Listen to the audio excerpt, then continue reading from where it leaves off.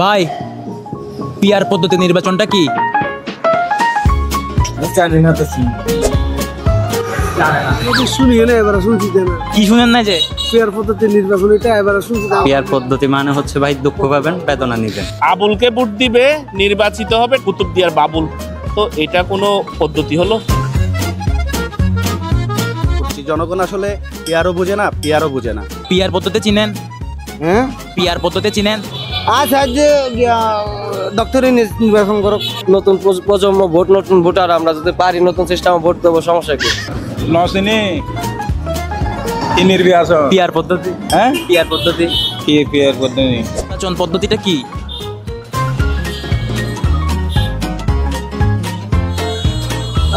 Hello দর্শক, আমি কাব্য।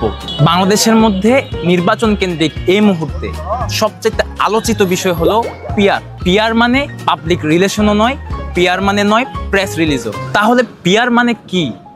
এই নিয়ে আজ আমরা সাধারণ মানুষের কাছে জানতে চাইবো তারা কতটুক জানেন এবং সাধারণ জনমনে পিআর পদ্ধতি নিয়ে কতটুক ধারণা রয়েছে। সঙ্গে থাকুন, আপনাদের দেখানোর চেষ্টা করছি পিআর পদ্ধতি নিয়ে জনমনের প্রত্যাশা। পিআর নির্বাচন কি জানেন? কি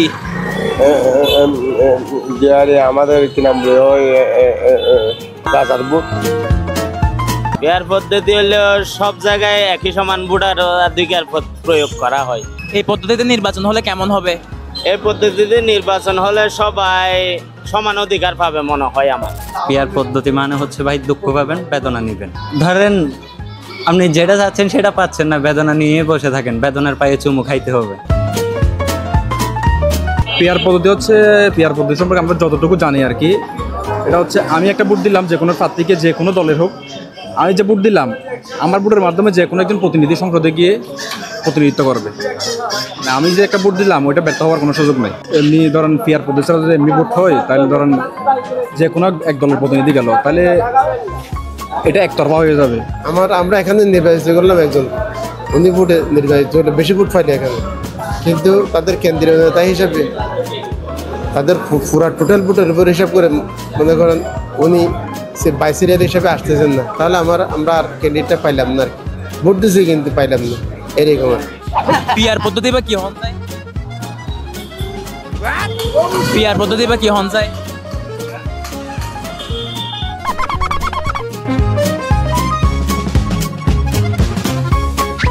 আঙ্কেল, পিআর পদ্ধতিটা কি? এখনো বুঝতে পাইছেন, বুঝিরা হইতাম দিকে হাতায়। আচ্ছা, পিআর পদ্ধতি দিলে না কেন হইব? কেন হইব না জানো না, আর বুঝি বুঝি তার মতন আর স্বর্ণ হতাম হয়তো আইন বুঝিরি হতাই আর বোঝন হন ভাঙি ওরে।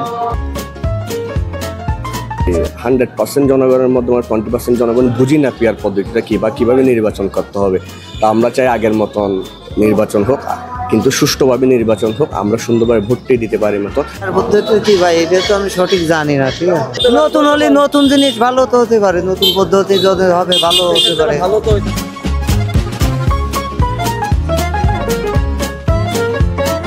কিছু প্রার্থী দাঁড়াবে, আমার পছন্দের প্রার্থীকে আমি আমার ইচ্ছা অনুযায়ী আমার ভোটাধিকার প্রদান করব, আমি আমার ভোট দিব, এটা হচ্ছে ভোট। এখন আমি ভোট দিব কক্সবাজার, আমার ভোটের সুফল বুক করবে ঢাকায়, কিন্তু এর সুফল কি আদৌ কক্সবাজার আসবে?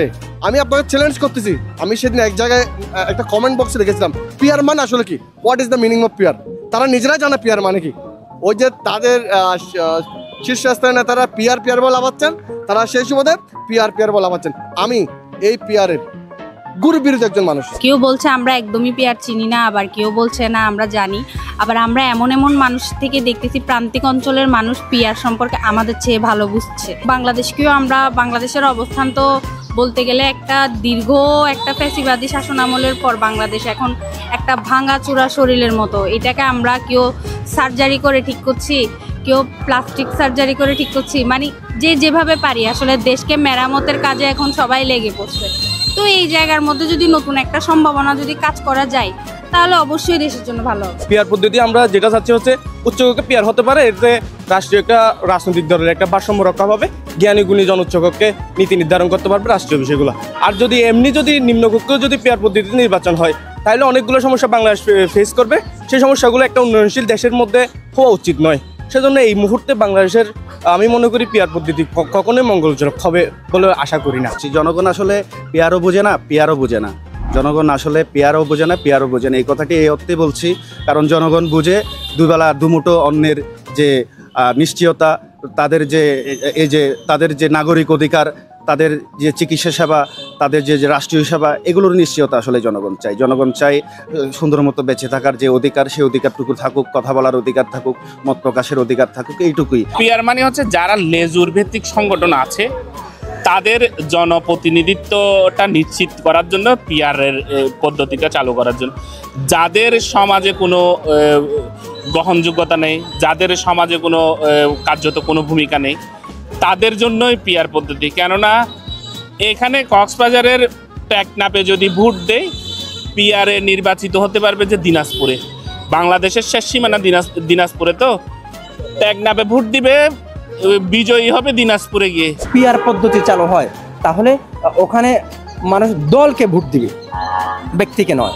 আবার দলগুলো নির্বাচনের আগে নির্বাচন কমিশনে তাদের সবচেয়ে দক্ষ, যোগ্য, উচ্চশিক্ষিত, সৎ ব্যক্তিদেরই সংসদ সদস্য নির্বাচিত করবে বলে পার্সেন্টেজের আলোকে তারা নির্বাচন কমিশনে তাদের প্রার্থীদের নাম জমা দেবে। যখন পেয়ার পদ্ধতি যখন চালু হয়ে যাবে তখন দেখা যাবে কি আপনার যে ভোট বা আমি যে ভোট দিচ্ছি ওই ভোটটার আমার মূল্যায়ন করা হবে।